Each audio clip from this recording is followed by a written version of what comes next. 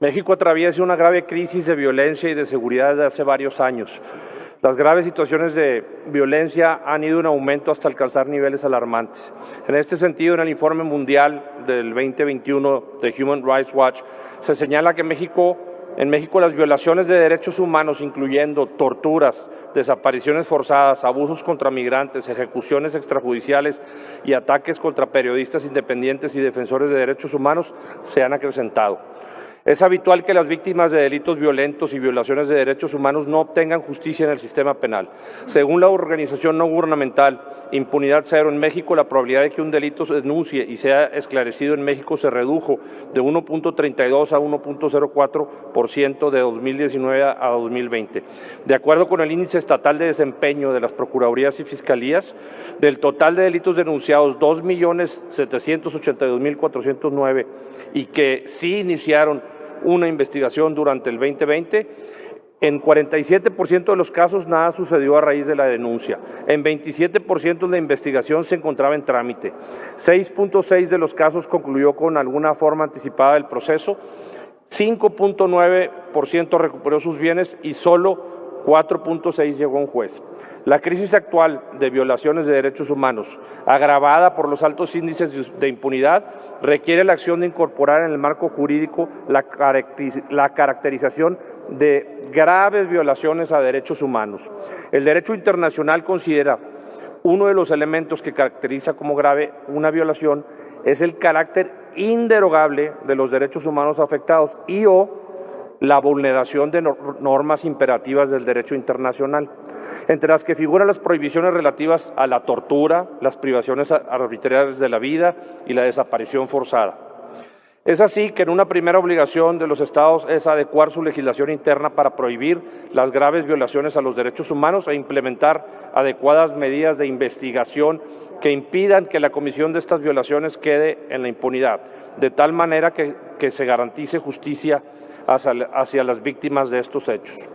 Por todo lo anterior, es necesario el debido reconocimiento que debe darse en el marco jurídico de la Comisión Nacional de Derechos Humanos de estas graves violaciones a derechos humanos. En primer lugar, porque son violaciones cometidas desde el poder, como consecuencia de decisiones políticas que afectan históricamente o han afectado gravemente los derechos humanos de los grupos más vulnerables de la sociedad, quienes no tienen más que sus derechos fundamentales. Y ejemplo de ellos, menciono solo 3 casos: Nochitlán, Tatlaya o recientemente Ayotzinapa, pero hay 14 que ya México tiene en sentencia de la Corte Interamericana de Derechos Humanos. En segundo lugar, por el deber que México tiene de prevenir, investigar, juzgar y sancionar las graves violaciones a derechos humanos como la desaparición forzada, la tortura, el desplazamiento forzado y la violencia de género. Finalmente, es necesario ser consecuentes con la Reforma Constitucional de Derechos Humanos de 2011,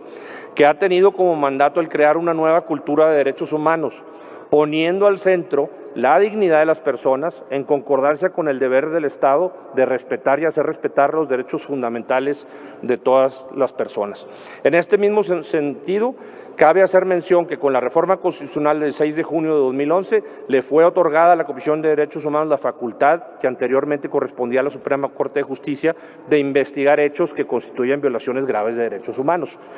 Por lo anterior, esa facultad constitucional con la que cuenta este organismo nacional para efecto de investigar violaciones graves a los derechos humanos y, en su caso, emitir las recomendaciones que estime contundentes, lo legitima para determinar cuando existen violaciones graves a los derechos humanos atendiendo a cada caso concreto. Sin embargo, en la ley de la Comisión Nacional de Derechos Humanos existe una importante omisión al respecto, ya que no establece los criterios y característicos con los que la Comisión Nacional de Derechos Humanos debe calificar los casos como violaciones graves a derechos humanos. ¿Y quiénes podrían determinar la gravedad de esas violaciones? Actualmente, esta facultad de regulación en el marco normativo permite que sea libre albedrío del presidente en turno el que otorga la calificación o reclasificación de los expedientes a graves violaciones a derechos humanos, pasando en ocasiones meses o años para ello, y muchas veces motivados por otro tipo de interés, como es la búsqueda de reelecciones en el puesto, por lo que es urgente legislar en este respecto. Sobre todo para impedir la libre aplicación de criterios jurídicos que conllevan el riesgo de dejar en impunidad los casos, como ha sucedido, y negarle a las víctimas sus derechos a la verdad, a la justicia y a la reparación integral. Por lo anterior, planteo adicionar y reformar los artículos 4, 6, 24, 27, 36, 68 y se adiciona el artículo 4 bis de la Ley de la Comisión Nacional de Derechos Humanos con la intención de fortalecer las tareas de la Comisión Nacional de los Derechos Humanos en relación con el tratamiento que actualmente tienen los casos de violaciones graves a derechos humanos y la impunidad en la que se encuentran. La protección y garantía de los derechos humanos es una tarea constante y exige que desde la progresividad se implementen las acciones urgentes que permitan poder paliar la crisis permanente en la que se encuentra nuestro país. Es hora de dejar de ser tolerantes con el dolor y sufrimiento que provoca las grandes violaciones de derechos humanos en México.